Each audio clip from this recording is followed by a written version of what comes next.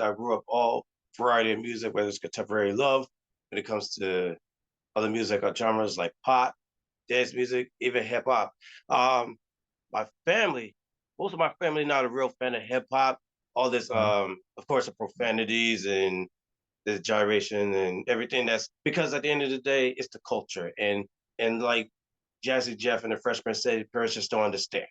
So Absolutely. music. So Classic. I grew up around the Bayesian community. So of course there's calypso, there's soca, and before I fell in love with soca music, hip hop is my first genre of music that I grew up listening to because I've been around my sisters and my cousins that's listen to hip hop music, of course R&B, Okay. and deep into reggae. I started listening to understanding dance hall reggae, all types of genres of reggae music and soca. So to this day, primarily hip hop, R&B, reggae, soca, and now Afrobeats is all around the continents. And at the end of the day, yeah, just enjoy the music, enjoy all genres of music. Like one thing with hip hop, I grew up where real is definitely key. So Okay. yeah, five key elements of hip hop that includes the graffitis on the wall, the break dance, the beat boys, and the beat girls, and on the mic on the microphone, all the Yes. real MCs, men and women Yeah. that can. Because I've been taught about between hip hop and rap. There's a difference, and I kind of Difference. believe Yep. it. I want to send a shout out to Cedric Clark. He go by DJ Ceddy C. Oh, He shout was out to that born, brother. Big him up. yeah, big up to Ceddy C. He was born in Harlem, raised in Long Island, the Suffolk County of um, Brentwood. Okay. Brentwood. So he been around EPMD. He knows EPMD. He knows the Mm. late great Okay. Biz Marquis. He knows Okay. Rakim. He knows artists from Long Island. He, of course, he met a few other artists, men and women, before and during my time. So going back, growing up, hip hop, R&B, reggae. So How mhm. did you get started DJing, man? Okay, I never have any intentions whatsoever to DJ, but Okay. I have my cousin. I have a big my big cousin name is Steve. Um, Yeah. and I'm familiar because I grew up vinyl records. You have 6 inches Okay. and 12 inches. So, and plus, I've been watching DJs. Of course, we all know Master Flash and Grandmaster Hmm. Flash and Clue, even Scribble. Yeah, So I grew yeah. up Very nice. Very nice. very nice, and it's theatric, and yet there's skills in the background.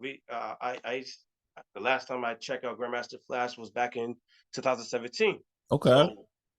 So I'm amazed, just like any fans. I'm amazed of DJing. So behind the wheels of steels. Um, and plus I have an idea of mixing, mixing with BPMs.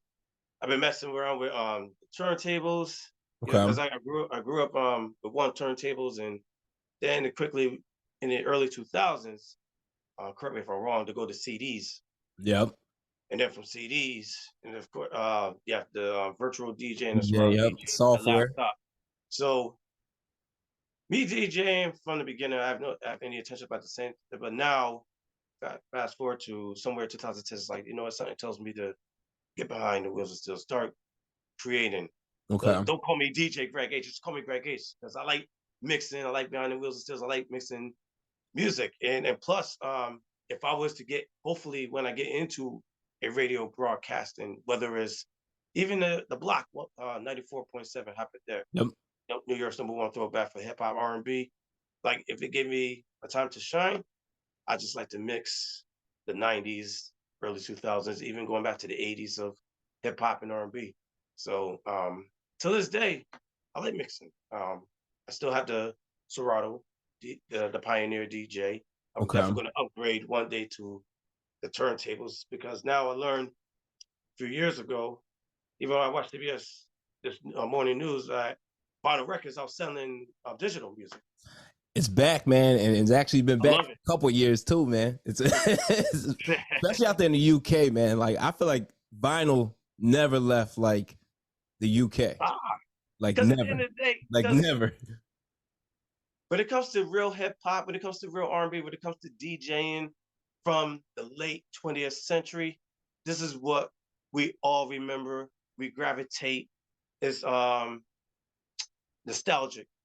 Yeah. That time of that era before the 21st century, before 2000. Even though in the year 2000, still like, because I grew up in the year 2000, still going to high school, listen to Hot 97 at the Okay. time, Rock 1051, you just hear the 90s and to like the songs from 2000. So even on social media this past week, someone put out that said it's 2023, but I still listen to 90s hip hop. Yeah, it's not, I feel like, man, when it's 2040, 2050, people will still be listening to 90s hip hop. Because you're right. Because is some we can make a debate whether you like the 80s, you like the 90s, like the early Oh, 2000s.